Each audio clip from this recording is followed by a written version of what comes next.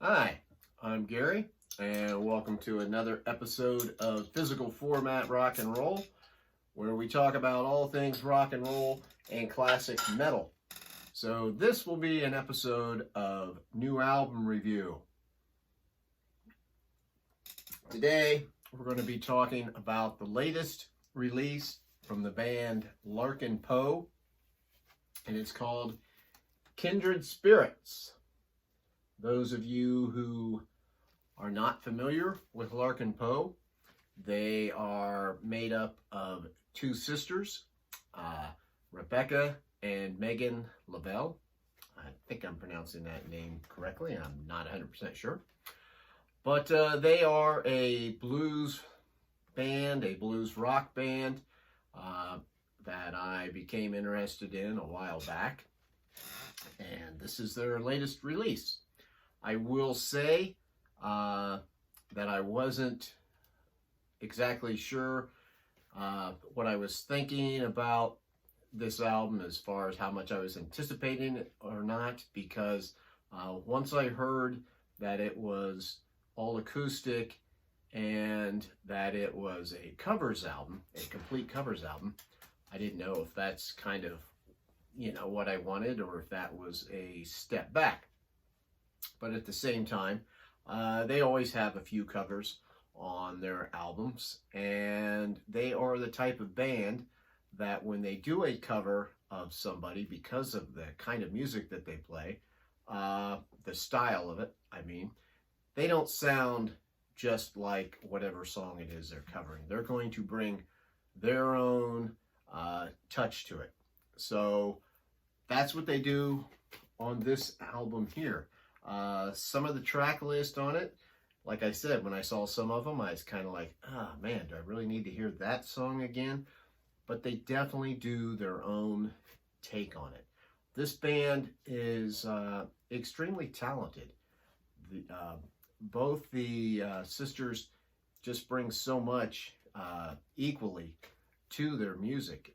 Rebecca is lead vocals and guitar, and then Megan plays the lap steel guitar and does background vocals. And that's something that they do very well, is harmonize together. To say that Megan does the background vocals is kind of underselling what she does. And also the way she adds in that lap steel, it's just amazing. I think they're a super talented band. So the album itself, what do I think of it? Well, first off, it starts off with Hellhound on My Trail, which is by the late, great father of the blues, Robert Johnson.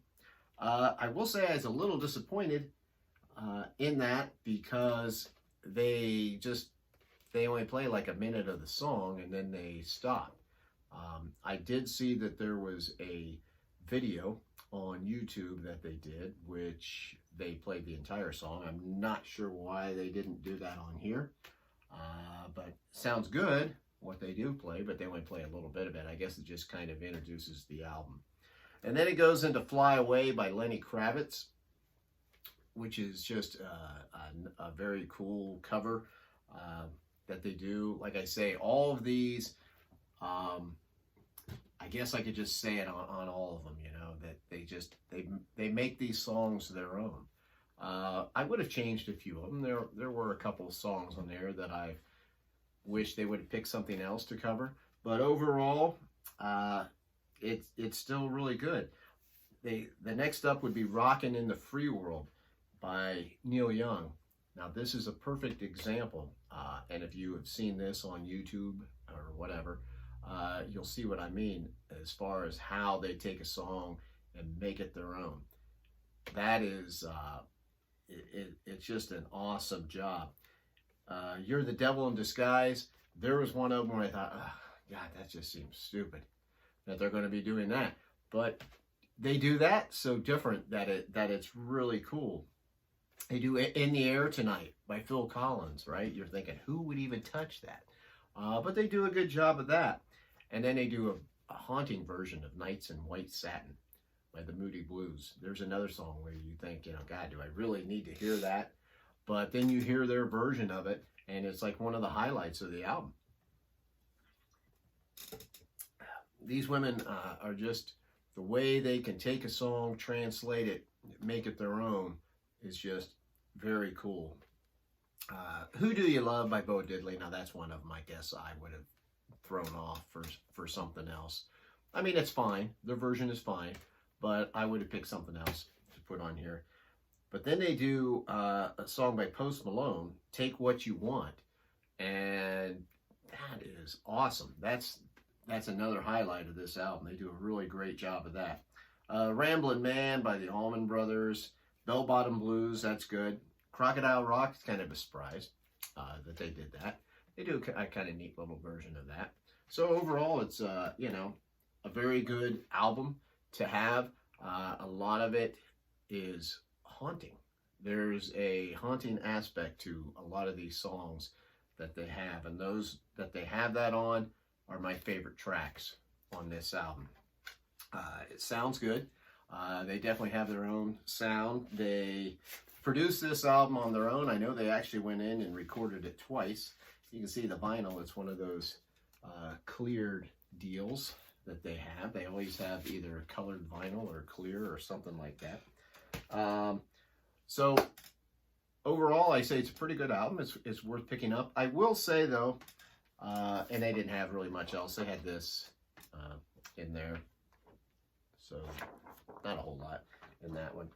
But I will say though that if you've never bought a Larkin Poe album and you want to get one to start off with, I don't necessarily think that that's the one that I would start off with, because I don't think it's totally representative of what they normally bring to the table. It's a nice change of pace, but I would start off with a different one. So my recommendation would be to start off with one of these two, Self-Made Man or Venom and Faith. I would start off with one of those two albums before I would that other, if you've never heard them. But if you have been buying their records and you're on the fence about that, I would definitely pick it up. It's worth it.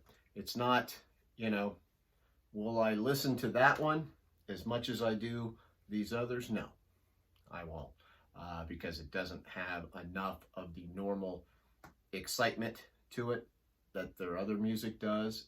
It doesn't have the bit of the rock edge to it, but it's still, you know, it's a good record. It's just not going to be, you know, I can see down the road, it's not going to be one of the ones I keep picking up that much. But if you're a fan, I would still recommend getting it.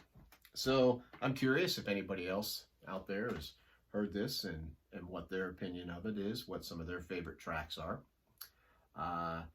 And if anybody would subscribe to this channel, I would love it. It keeps me going, and I always look for the feedback on this stuff.